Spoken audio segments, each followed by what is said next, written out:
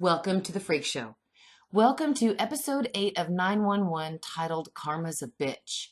This episode was written by Kristen Rydell and it was directed by Barbara Brown. Spoilers if you haven't seen the episode.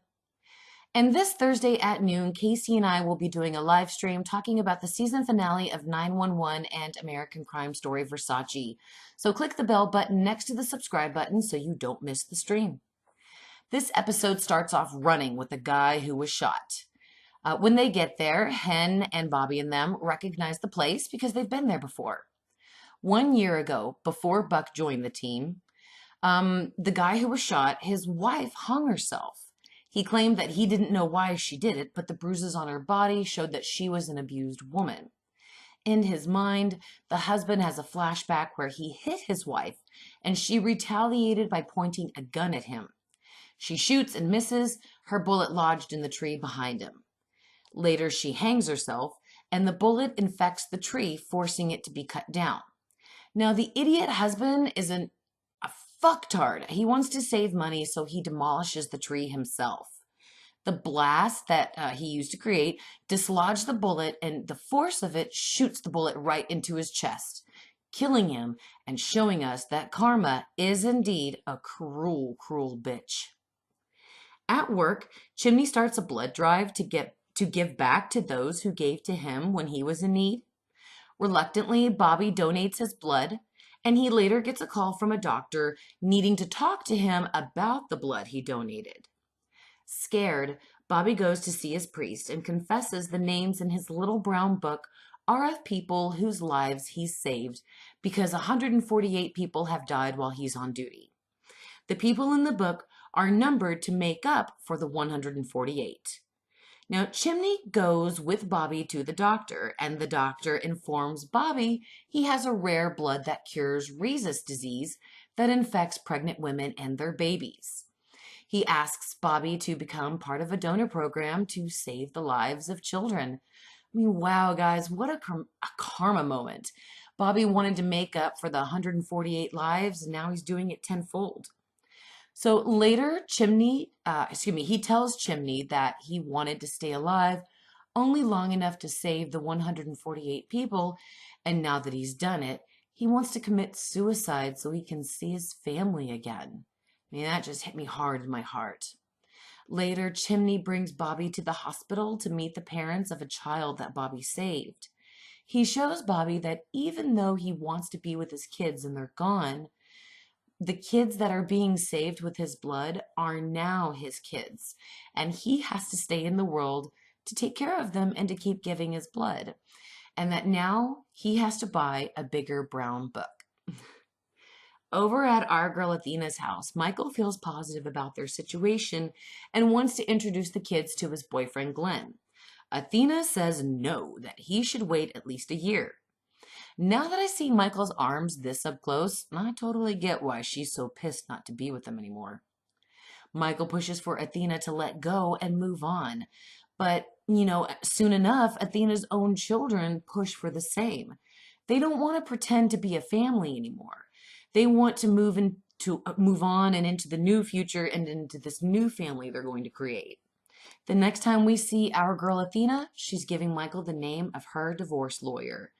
We get a tremendously beautiful scene between the two, especially when she tells Michael that she'd marry him 1,000 times over because she loves and respects him, and he's her best friend. But it's time for her to let him go because that's what love is, and her love is about to turn into hate, and she doesn't want that. It's a very mature and touching scene, and it's just more evidence of why Athena's character just steals my soul. Now later, Athena gets a little reward. She gets hit on by this guy while she's at a bar, and I'm so happy for her. I hope it turns into some nookie. The guys respond to an emergency where a guy has burned alive in a tanning bed. This fits karma to a T when the employee who called 911 tells them the story of how she was fired. Her boss is the burned guy in the tanning bed. And the day before, her boss came to work out and left his dog in his hot truck. She tried to convince him to go home or take the dog inside, but he straight up refused. So she literally busted out the window of his truck to save his dog. Now, I love the fact that Round and Round by Rat was playing in the background in the gym. That was a great little karma song. Anyway, the guy fires her for it. So she comes in the next day to get her check and turn in her keys, leading us to the current situation. The owner was too cheap to fix the tanning bed that the employees consistently told him was broken, and he gets stuck in it and literally burned to death like his dog would have if the employee not had saved her. I mean, isn't karma ironic? I mean, I bet you guys can bet that Alanis Morissette wouldn't include that scenario in her song.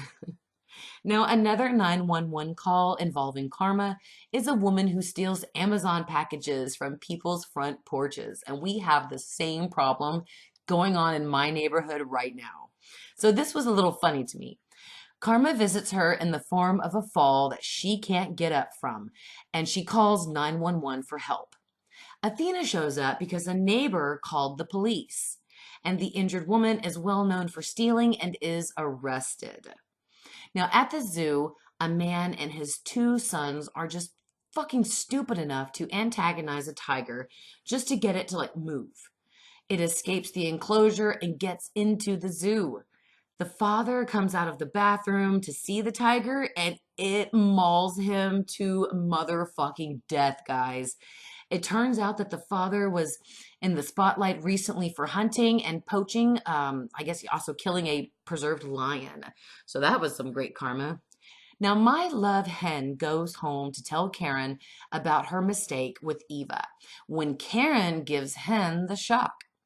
Eva is suing them for custody of Denny, and Karen was served papers. Eva is saying that their home is unstable and that she can prove it. Hen slept with her. Now, my girl Karen is rightfully pissed, and she says she's taking Denny and going to her mother's.